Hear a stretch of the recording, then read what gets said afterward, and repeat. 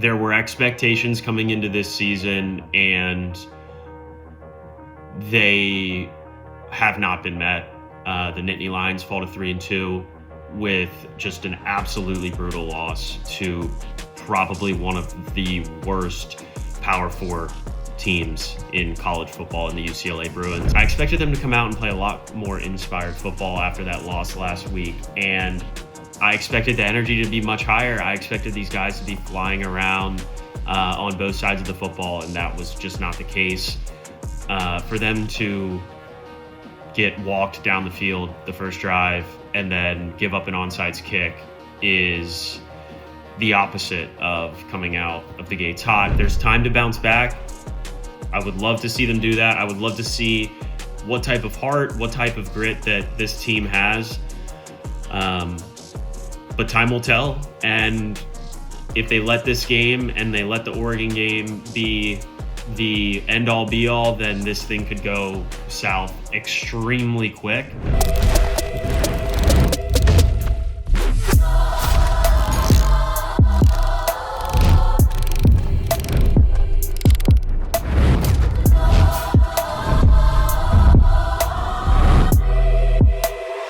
Hi everyone, welcome back to another episode of The Road to Happy Valley. I'm your host, Noah Malone. So,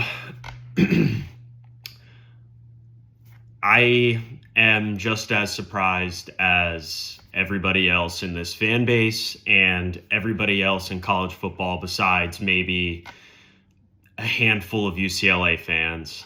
As I sit here and record this video, my mindset coming into it was there was not an ounce of me that thought I would be sitting here on a Sunday morning expecting to have to talk about a Penn State football team that had one of the worst losses in maybe 40 years. The reason I say 40 years is because there was a stat going around on Twitter, basically that goes like this: teams to enter 0-4 or worse and defeat an AP top 10 opponent since 1995. There's been 3 instances of that. The first one was Tulane versus number 6 Navy in 1958, and after that, it was UTEP versus number 7 BYU in 1985. So, and then obviously the other day versus UCLA, Penn State falls 42-37. A lot of emotions, a lot of disappointment. A fan base that is extremely, extremely upset, and what seems to be extremely fed up as well. A lot of people on Twitter were on the fire Franklin train, get rid of him. It's time to move on. It's not my job necessarily to comment on another person's job, but so I'm going to stay out of that. But there were expectations coming into this season, and they have not been met. The Nittany Lions fall to 3-2 with just an absolutely brutal loss to probably one of the worst Power Four teams in college football in the UCLA Bruins. UCLA was 0-4 coming into this game. Didn't have a lead in a game this entire season for any time. Didn't score any first quarter points. And what do you know? They go out, first drive, march right down the field, score a touchdown. Second drive, onside kick, completely catches Penn State off guard. Just really felt like Penn State was sleepwalking through this game. That onside kick, UCLA recovers it, marches down, gets a field goal, and just like that, it's 10-0. So about as bad of a start that you could possibly have. And as we're watching this, it's like, okay, they had to travel to the other side of the country. They're 3 hours behind, maybe jet lag. Hopefully they get it together. They wake up, and they never woke up. I mean, UCLA was able to move the football pretty much at ease the entire game. Nico Iamaiava looked like who was a quarterback who was the number 2 guy coming out of college, extremely talented recruit. Went to Tennessee, didn't work out, transferred to UCLA, and has just been struggling through these first 4 games. But this game against Penn State, he looked like the version of the number 2 overall quarterback in his class. I mean, 17 for 24, 2 touchdowns, 166 yards passing. But where he really hurt Penn State was on the ground. He had 16 carries for 128 yards and 3 touchdowns. This was the most rushing yards he's had in a game in his entire career. I believe his previous high was 65 or 67, somewhere in that range. But he was pretty much just thrashing them. Anytime it felt like the pocket broke down, he used his legs and scrambled for what felt like 10, 15, 20 yards almost every time. So there was just absolutely no containment on him from the defensive side of the football. And honestly, it's frustrating. It's inexcusable, because the one thing that James Franklin and Penn State, the one thing that we can count on is them being prepared for a game after losing another big game the week before. They usually come out, they're prepared, they take care of business the day after, and that's what I and the rest of this fan base fully expected. And that wasn't the case. The offensive game plan, the defensive game plan, they had no answers for this UCLA offense. And statistically, it's been one of the worst offenses in college football this entire year. There was no adjustments that were really made. Maybe some. I mean, it did seem like they were starting to bring more pressure down the stretch. But it didn't matter. UCLA was doing whatever they wanted. And on top of that, this was a team in UCLA that just fired all their coaches. So they had an interim head coach, a new OC, a new guy calling plays, and the guy that was calling plays, this was his first time calling plays ever. And he looked like a seasoned veteran going up against this Penn State defense. And honestly, the defense is the most shocking part of this game, because that's one thing, like I said that before and in some of my other videos, that's one thing that we have been able to tip our cap to, and that aspect of the game has kept us in these big games and kept us afloat while the offense might not look as great, or while they're still finding their rhythm. And the defense looked as bad as I've ever seen it. I know that they just lost Tony Rojas, huge loss, but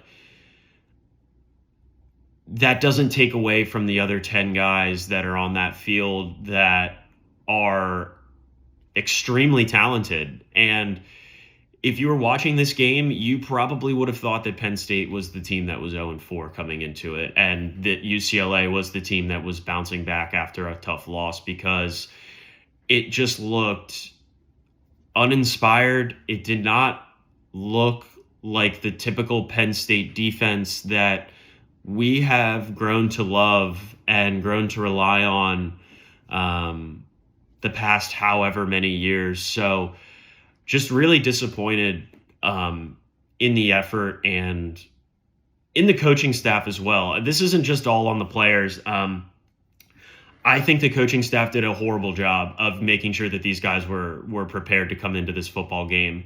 And like I said, that was one thing that we have been able to count on when it comes to James Franklin is making sure that the guys are ready, and that was not the case.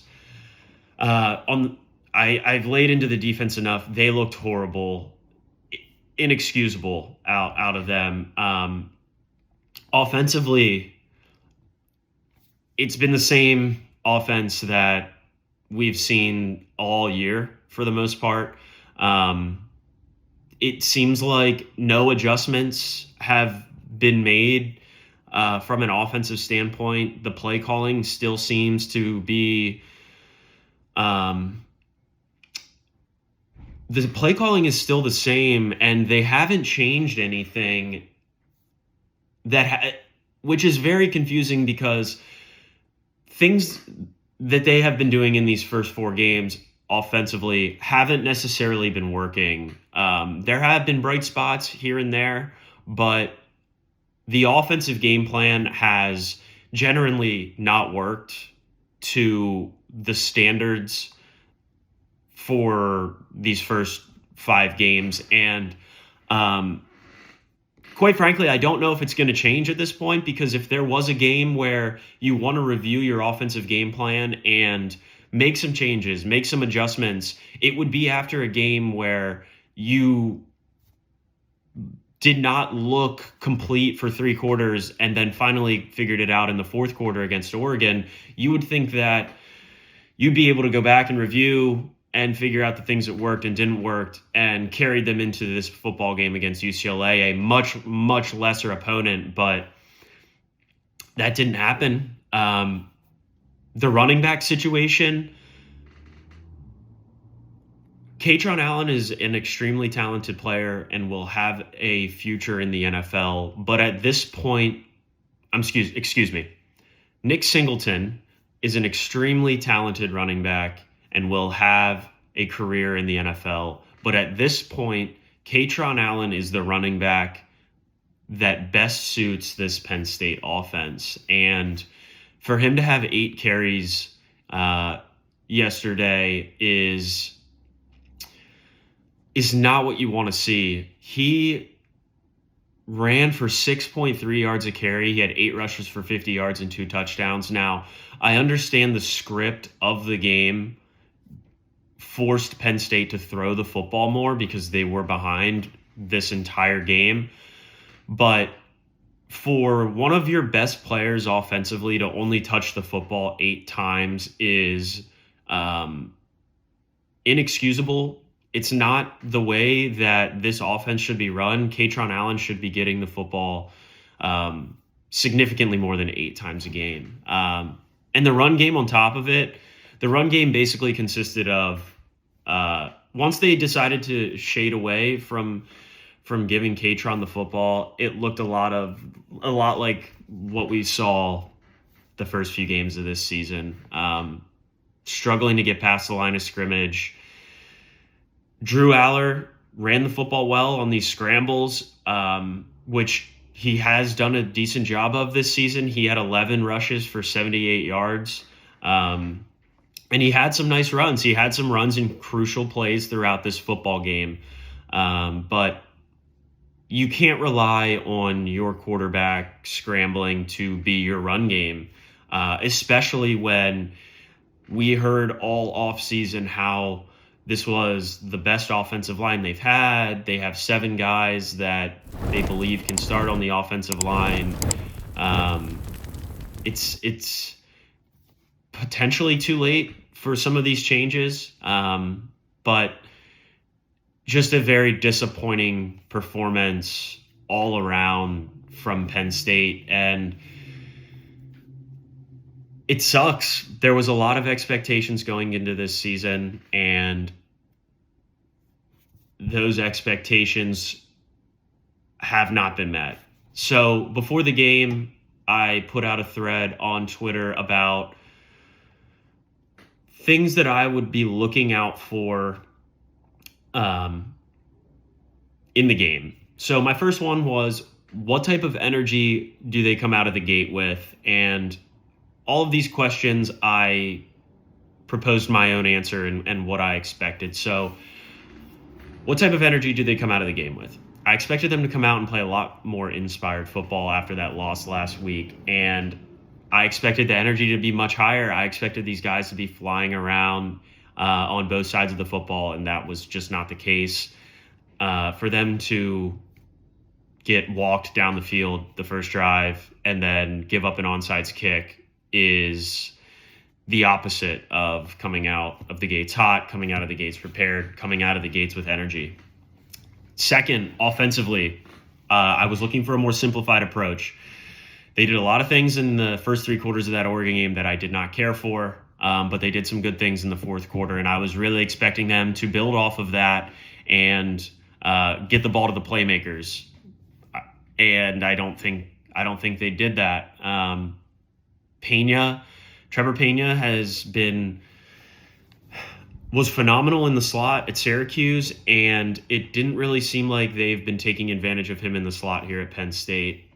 Love for them to work off of play action. Drew Aller is phenomenal off of play action. Get him some easy throws out of the gate in rhythm, and that wasn't the case either. And my third question was, what will this defense look like without Tony Rojas? I don't feel like I need to go into that any further. They clearly miss him. One of the anchors of this Penn State defense. Hopefully we can get him back at some point this season. Hoping for a speedy and healthy recovery for you, Tony, but they're missing you out there. Fourth was, what type of pressure will this defense get against this UCLA offensive line? There were some moments, but there were a lot of moments that they weren't getting pressure, which was concerning.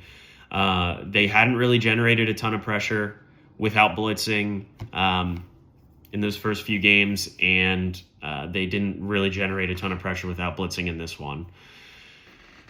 This one kind of falls back into question number 2. This was my last one, is will they look to be explosive and push the football downfield? And the answer to that was not really. This offense, now, there was a lot of times where it seemed like they were running routes that were stretching down the field that might just not have been open. And I'll give them credit for that. As long as you're trying to push the football downfield and calling plays that are down the field, that are extending the defense, then that's a different story. But ultimately what ended up happening a lot of the time was Drew felt like he had to check it down to some of these underneath routes and or scramble once the pocket broke downfield. And I think that's why we ended up seeing a lot of longer runs from Drew in this game, because of those routes that were downfield. It felt like there was a handful of times where he was breaking out of the pocket and there was nobody within 10 yards of him, and that led to a nice scramble here and there. So it seemed like they were calling those deep shot type plays, but it also kind of felt like they just weren't open. So there's not really a ton to go on with that. A bright spot offensively was Kyron Hudson. He had 4 catches for 52 yards and a touchdown in his return back to California. Would love to see them get these guys the football a lot more. I mean, good things happen when you're able to put the ball in your playmakers' hands, but that wasn't the case. And I don't know what the answer is moving forward with this Penn State team, because they still have a couple other games here on their schedule that are going to be tough. Indiana's good. Ohio State, as we know, they're good. Those are 2 games that are you're not just going to walk in and win. Indiana's not a game where you just show up and you're going to win, and that's evident here in this loss to UCLA. This was a game that it felt like Penn State, and I am guilty of it too, thought Penn State was going to walk in here, handle business, come back and play Northwestern for homecoming, and they'd be right back on track. But that's not how it works all the time. So where do we go from here is the next question. I don't know. I don't know where we go from here, because I thought that they would look a lot better than this. And I thought they would play more motivated. I thought they would play more energetic. I thought that they would have a bounce back. I thought that they would be able to win this game, win all these games leading up to Ohio State, and still have a shot at finishing this season 10-2 and getting into the playoff. But this has just made their path exponentially harder. Like I said earlier, Indiana is not a walkthrough game by any means. And honestly, at this point, after losing to UCLA, none of these games are a guarantee, is what it feels like. So as a team, I think you have to completely reset. I think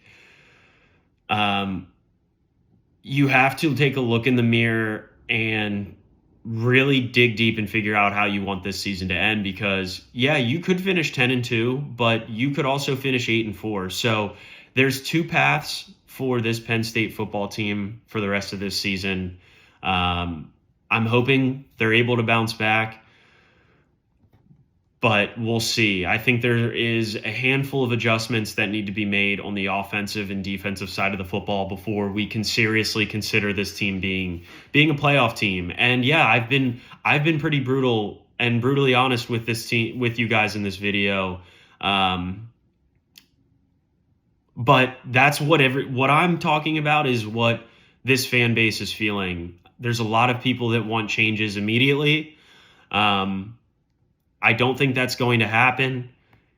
And so this is what we are for the rest of the season is, are we going to make these adjustments and salvage this season, finish 10-2, 9-3, or is this going to be the free fall of Penn State football for the rest of the year?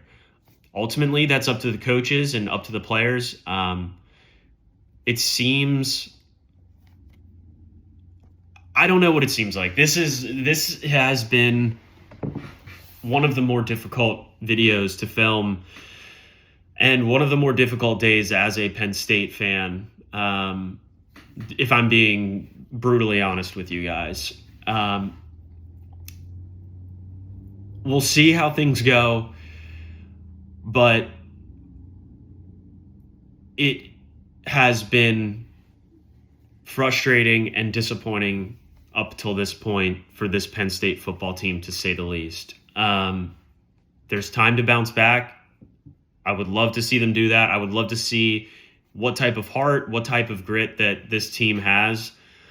But time will tell. And if they let this game and they let the Oregon game be the end-all be-all, then this thing could go south extremely quick.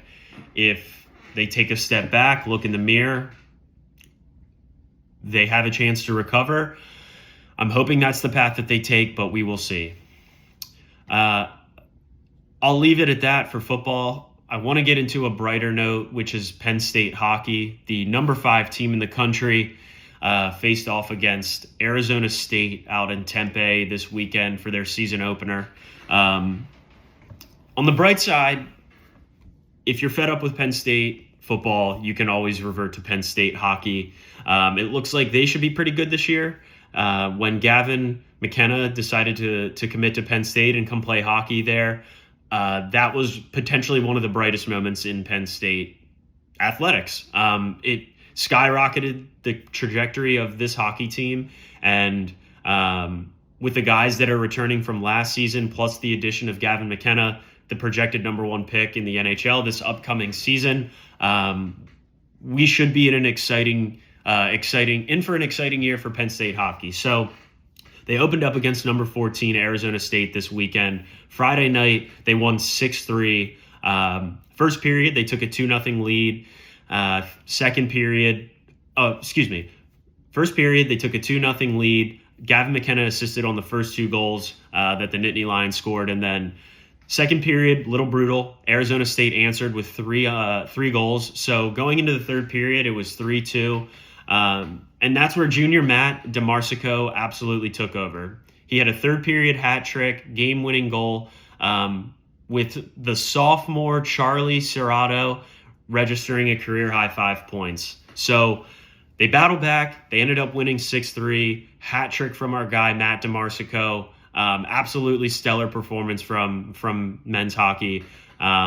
This hat trick for Marsico was the first of his career and the 16th all-time for the Nittany Lions. So shout out to him. Shout out hockey. Great way to start off the season opener. And then they followed it up Saturday night with a 4-2 win. 0-0 at the end of the first period. Arizona State ends up taking a 2-0 lead in the second period on goals from Bennett Shimmick and Cruz Lucius. And then the third period was all Nittany Lions. They scored 4 straight goals. Nicholas Chinda-Graves, JJ Wybush, Gavin McKenna scored the game-winning go-ahead goal in the third period. And then Dane Dowiak sealed the deal with another goal late in the third to cap it off at 4-2. Great weekend all in all for Penn State hockey. It should be an electric season for these guys. I know that it's going to be buzzing down there at Pegula. I've seen all the videos. I got to get down there and take a look at it for myself at some point this season. But